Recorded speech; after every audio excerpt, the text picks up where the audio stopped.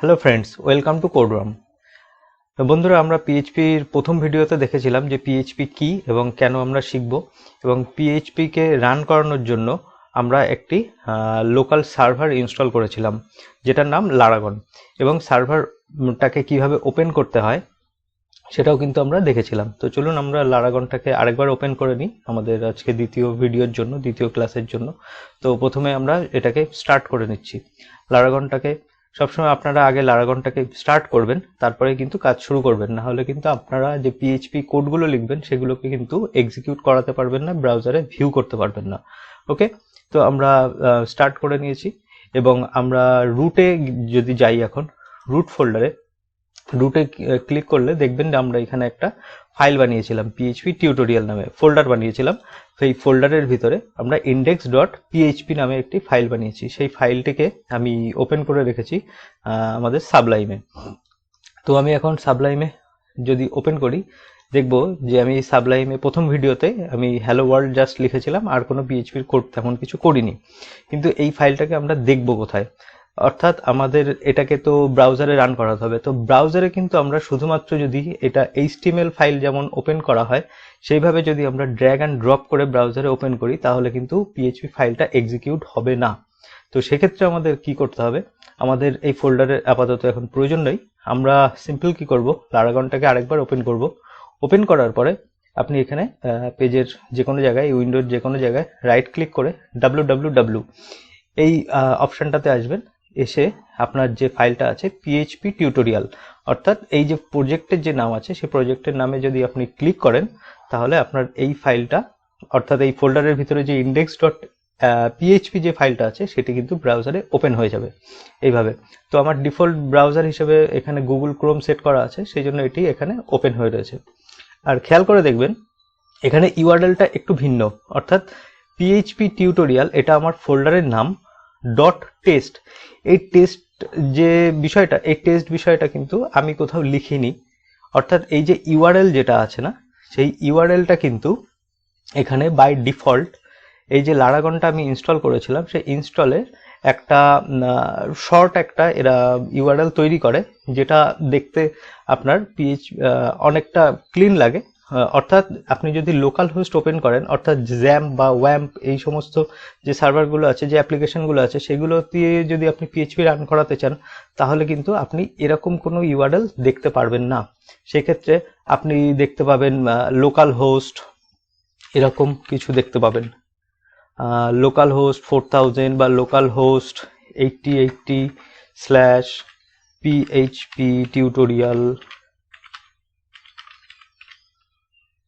ওকে, tutorial /index.php এরকম টাইপের কিছু হয়তো ইউআরএল দেখতে পারবেন। তো এই যে বিষয়টা, এই ইউআরএলটা অতটা ক্লিন নয়। তো বেসিক্যালি আমি এখন লোকাল হোস্ট চালাচ্ছি। এই লোকাল হোস্ট বিষয়টা কি, আমাদের যে ফাইলটা আমরা হোস্ট করে রেখেছি যে সার্ভারে, তো সেই সার্ভারের যে একটা ইউআরএল তৈরি করছে, যে সার্ভারের একটা ডোমেইন আমরা যদি ধরে নিই, যেমন xyz.com, ঠিক একই রকমভাবে আমাদের লোকাল হোস্টে আমরা যেহেতু চালাচ্ছি এটা, সেই জন্য এরকমভাবে শো করবে লোকাল হোস্ট ক্লোন 8080, অথবা কারোর হয়তো এভাবেও চলতে পারে লোকাল হোস্ট ক্লোন 80।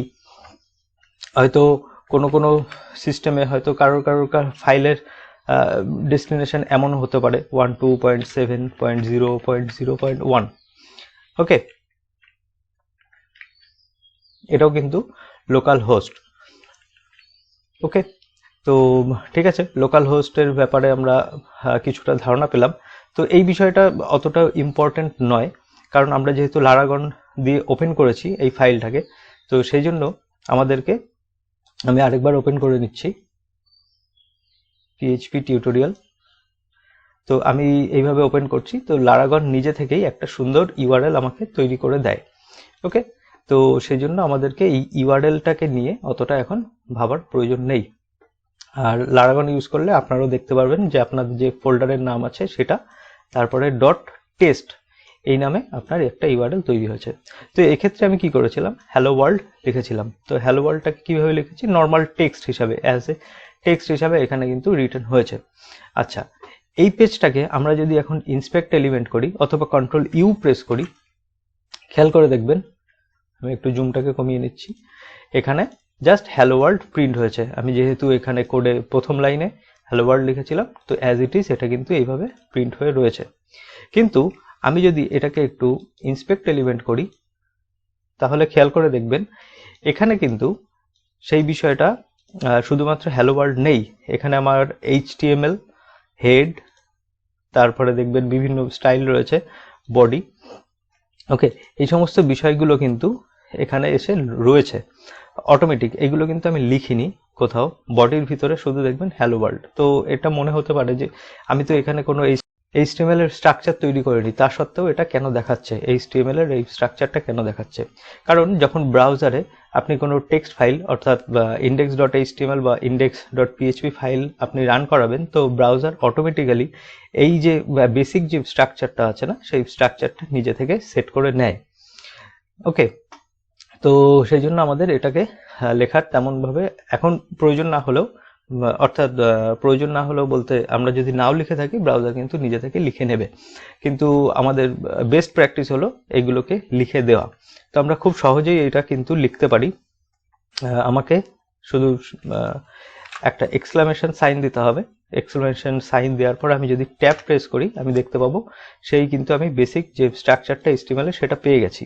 এটা কিন্তু আপনি যদি ট্রাই করেন তাহলে হয়তো নাও আসতে পারে আপনার সাবলাইমে, কারণ আমার একটা এখানে প্লাগইন ইনস্টল করা আছে এক্সটেনশন এমেট, যার জন্য আমি একটা এমেট এক্সটেনশন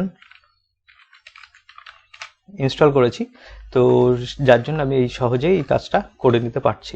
তো আমাদের এটা এখন স্ট্রাকচারটা অতটা ইম্পর্টেন্ট না, কারণ আমরা HTML CSS শিখে এসেছি, আপনারা হয়তো জানেন যে এটা কিভাবে করতে হয়। তো আমি শুরু করে দিচ্ছি ডাইরেক্ট PHP থেকে। তো HTML লেখার জন্য যেমন আমাদের এই বেসিক স্ট্রাকচারটার দরকার হয়, তো PHP লেখার জন্য আমাকে একটা স্ট্রাকচার আছে, অর্থাৎ সিনট্যাক্স আছে। সেটা কেমন? সেটা আমাকে ওপেনিং এভাবে, আর তারপরে লিখতে হবে PHP, নেক্সট ক্লোজিং একটা কোশ্চেন মার্ক দেওয়ার পরে আমাকে এইভাবে ক্লোজ করতে হবে। তো আপনি যদি এখানে খেয়াল করে দেখেন যে এটা কিন্তু একটা মিরর এফেক্টের মতো, অর্থাৎ শুরুটা যেমনভাবে হয়েছে একটা ব্র্যাকেট, তারপর কোশ্চেন মার্ক, PHP, শেষের দিক থেকে যদি দেখেন তো একই রকম ভাবে এটাও দেখতে পাচ্ছেন। এটাই হলো basic structure, basic syntax PHP লেখার জন্য। PHP ফাইলের মধ্যে আপনি যদি এইভাবে PHP না লিখে স্টার্ট করেন, তাহলে কিন্তু আপনার PHP কোডটা রান হবে না। তো চলুন এখানে আমরা কিছুটা এন্টার প্রেস করে আমরা যদি এখন কোনো কিছু ব্রাউজারে প্রিন্ট করাতে চাই, তাহলে আমাকে লিখতে হবে একো, অর্থাৎ কোনো কিছু প্রিন্ট করানোর জন্য আমাকে একো কথাটা লিখতে হবে, এটা একটা কিওয়ার্ড। ওকে, তো একো কথাটা লেখার পরে আপনাকে একটা ইনভার্টেড কমা দিতে হবে, সেটি ডবল ইনভার্টেড হতে পারে, সিঙ্গেল ইনভার্টেডও হতে পারে। ওকে, তো তার মধ্যে আমরাই লিখলাম হ্যালো ওয়ার্ল্ড, তারপর অবশ্যই শেষে একটা সেমিক্লোন। এই সেমিক্লোনটা কি একটা স্টেটমেন্টের, যেমন আমরা কোনো ইংলিশ সেন্টেন্সের ক্ষেত্রে শেষে একটা ফুল স্টপ দিই, তাই না? তো আমরা যখন কোনো PHP কোড লিখবো, তখন আমাদের কোনো সেন্টেন্স অর্থাৎ স্টেটমেন্ট যখন আমার কমপ্লিট হয়ে গেল, তো তখন আমরা শেষে কিন্তু অবশ্যই একটা সেমিক্লোন দেব। দেওয়ার পরে আমি এটাকে সেভ করে দিচ্ছি। সেভ করে আমি যদি এখন ব্রাউজারে যাই, আমার ডিফল্ট ব্রাউজার যেটা আছে সেখানে এসে আমি যদি রিফ্রেশ করি, তাহলে দেখতে পারবেন সে একই কোড কিন্তু এক্সিকিউট হয়েছে। কিন্তু ইন্টারেস্টিং বিষয় হলো, আমি যদি এখন কন্ট্রোল ইউ প্রেস করি, দেখবেন সেই একই হ্যালো ওয়ার্ল্ড লেখাটা এসছে, কিন্তু PHPর কোনো রকম কোনো সিনট্যাক্স কিন্তু প্রিন্ট হয়নি HTML এর মতো। HTML এ যেমন HTML বডি এই সমস্ত ট্যাগগুলো দেখা যায়, কিন্তু PHPর ক্ষেত্রে এমন কিছু কিন্তু প্রিন্ট হয়নি। আপনি যদি এখানে ইন্সপেক্ট করে দেখেন, সেক্ষেত্রেও দেখবেন এখানে কিন্তু কোনো রকমের PHPর কোনো ট্যাগ বা সিনট্যাক্স এখানে কিন্তু প্রিন্ট হয়নি। কেন হয়নি? কারণ আমি আগের ভিডিওতেও বলেছিলাম যে PHP কিন্তু সার্ভার সাইড রেন্ডারিং, অর্থাৎ সার্ভারে এই যে কোডটুকু আছে, PHPর যে কোডটুকু, এই কোডটুকু এক্সিকিউট হয়ে গেছে। শুধুমাত্র PHP আমাদেরকে এই এতটুকু অংশই ফেরত দিচ্ছে। ওকে, এখন হয়তো বোঝা গেছে যে HTML এর সঙ্গে বা CSS এর সঙ্গে PHPর মেইন যে ডিফারেন্সটা, সেটা কিন্তু এখানে বোঝা যাচ্ছে যে কমপ্লিটলি এই কোডটুকু ওখানে এক্সিকিউট হয়ে গেছে। এখন আমি একো করার পরে হ্যালো ওয়ার্ল্ড একো করার পরে আমি চাইছি যে কোনো একটা দুটো সংখ্যার আমি যোগ বিয়োগ করতে চাই, তো সেটার আমি রেজাল্টটা এখানে দেখতে চাই। তো আমরা এইভাবে একো করতে পারি, একো 2 + 2। এবার সেভ করে যদি রিফ্রেশ করেন দেখবেন যে এখানে 4 এক্সিকিউট হয়েছে। এখানে দেখবেন যে এখানে 4 এক্সিকিউট হয়েছে, এখানে কিন্তু কোনো প্রকারের এই যে পিএইচপি বা একো এই সমস্ত কিছু হয়নি, বা 2 + 2 এই দুটো সংখ্যাও কিন্তু প্রিন্ট হয়নি। এটা কিন্তু ডাইরেক্ট আমাকে প্রিন্ট করে এখানে দেখিয়েছে। তো এই সংখ্যাটা যোগ কোথায় হয়েছে, এটা আমি এই যে সার্ভারটাকে অন করেছি অ্যাপাচে, এই সার্ভারে কিন্তু এই কোডটা এক্সিকিউট হয়ে গেছে। পিএইচপি কিন্তু নিজে বুঝে গেছে যে এই দুটো সংখ্যাকে আমাকে কি করতে হবে, যোগ করতে হবে, বিয়োগ করতে হবে, গুণ করতে হবে, সেটাকে করে তারপরে জাস্ট রেজাল্টটুকু আমাকে এখানে ডেলিভার করেছে। ওকে, আশা করি আপনারা বুঝতে পেরেছেন যে আমাদের এই একো কিভাবে করাতে হয় বা কোনো কিছু প্রিন্ট কি করে করাতে হয়। তো আমরা এই বিষয়ে পরবর্তী ভিডিওতে আরও ইনডেপথ শিখতে থাকবো। এটা আমাদের জাস্ট প্রথম একটা বেসিক কোড, আপনারা এইটুকুই প্র্যাকটিস করুন। আমাদের পরবর্তী ভিডিওতে আমরা আরও অনেক কিছু শিখবো। তো আজকের ভিডিওতে এতটুকুই। আমাদের পাশে থাকবেন, ভিডিওগুলো যদি ভালো লেগে থাকে একটু লাইক শেয়ার করবেন। ওকে, তো আমাদের এই ভিডিওটা আমরা এখানেই শেষ করছি। ধন্যবাদ।